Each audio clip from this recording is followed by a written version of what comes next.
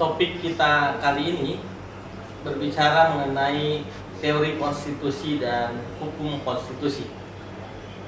Teori konstitusi penting ketika kita membahas mengenai hukum tata negara, karena disepakati bahwa sumber hukum tata negara yang paling tinggi dalam konteks sumber hukum formal adalah Undang-Undang Dasar atau Konstitusi.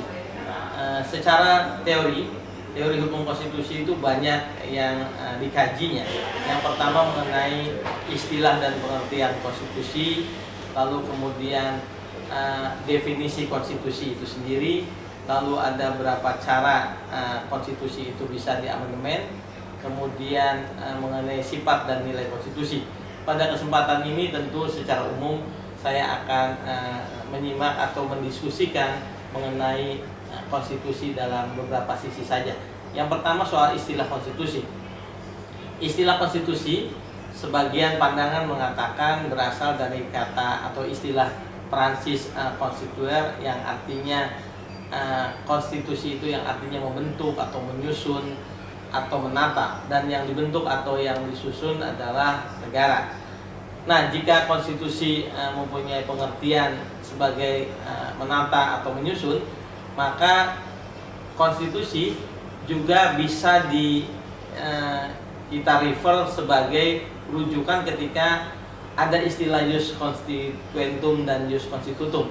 Jadi istilah ius constitutum juga menurut pandangan saya itu dia merefer atau merujuk pada istilah konstitusi. Karena ius constitutum itu, ius itu artinya hukum secara umum, dan konstitutum itu yang sudah dibentuk atau yang sudah diatur, yang sudah dipositifkan. Jadi istilah konstitusi menurut saya memang merujuk atau berasal dari istilah konstituer yang artinya menata, mengatur. Tetapi yang diatur adalah, dan yang diatur adalah negara.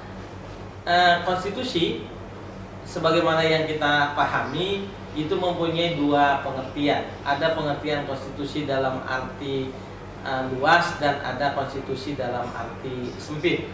Konstitusi dalam arti luas, maka yang dimaksudkan adalah tidak hanya konstitusi yang tertulis saja, termasuk juga konstitusi yang tidak tertulis. Nah, ketika berbicara konstitusi yang tidak tertulis, maka yang dimaksud adalah konstitusi yang tidak dituliskan dalam satu naskah. Termasuk juga pengertian yang kedua adalah konstitusi yang merupakan praktek kebiasaan ketatanegaraan. Itu yang dimaksud dengan konstitusi yang tidak tertulis. Jadi konstitusi dalam arti luas itu konstitusi yang tertulis, yaitu Undang-Undang Dasar, ditambah dengan konstitusi yang tidak tertulis, yaitu praktek kebiasaan ketatanegaraan. Sedangkan konstitusi dalam arti sempit, jika konstitusi itu merujuk kepada pengertian yang tertulis saja atau undang-undang dasar saja atau yang didokumentasikan saja. Itu pengertian yang pertama, yaitu pengertian konstitusi yang dalam arti luas dan dalam arti sempit. Yang kedua, pengertian konstitusi yang tertulis dan tidak tertulis itu sendiri, atau unwritten constitution dan written constitution. Nah, terhadap pengertian ini, ketika pertama kali orang mengatakan konstitusi itu konstitusi yang tertulis dan tidak tertulis, maka konstitusi yang tertulis biasanya kemudian menunjuk contoh konstitusi Amerika, konstitusi Indonesia, Filipina, dan seterusnya. Dan banyak negara-negara lainnya yang menganut konstitusi yang tertulis.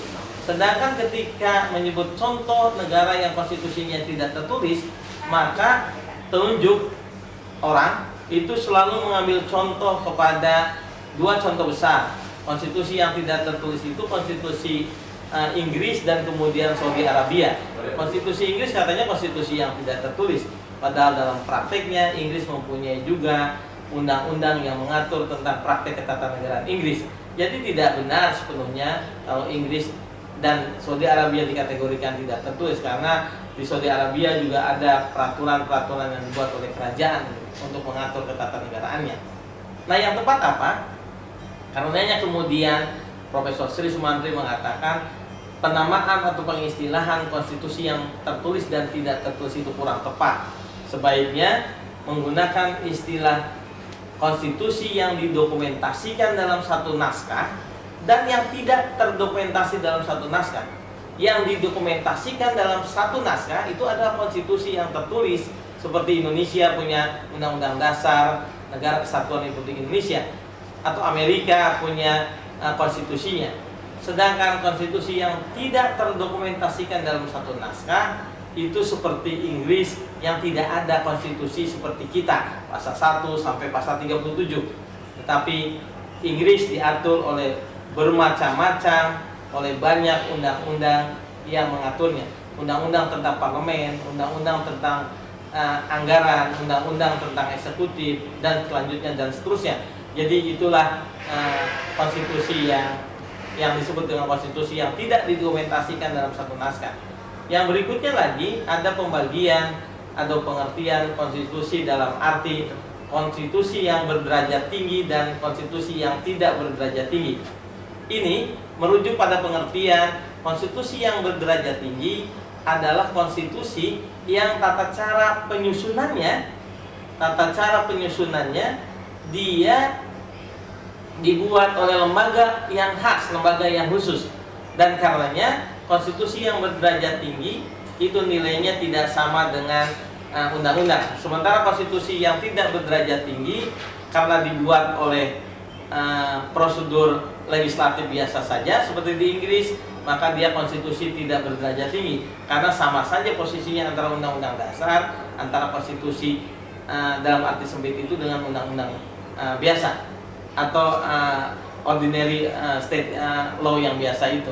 Nah, pengertian yang berikutnya adalah konstitusi yang bersifat rigid dan konstitusi yang bersifat fleksibel. Ini merujuk bagaimana cara mengubah konstitusi itu. Di Indonesia, karena diubahnya dengan prosedur tertentu, prosedur yang khas, yang spesial prosedur, dan oleh lembaga yang spesial juga, maka konstitusi Indonesia adalah konstitusi yang rigid karena dia tidak mudah dirubah. Berbeda dengan Inggris, merubah konstitusinya sama dengan merubah undang-undang biasa saja dan oleh parlemen biasa saja. Saya pikir untuk sementara itu dulu.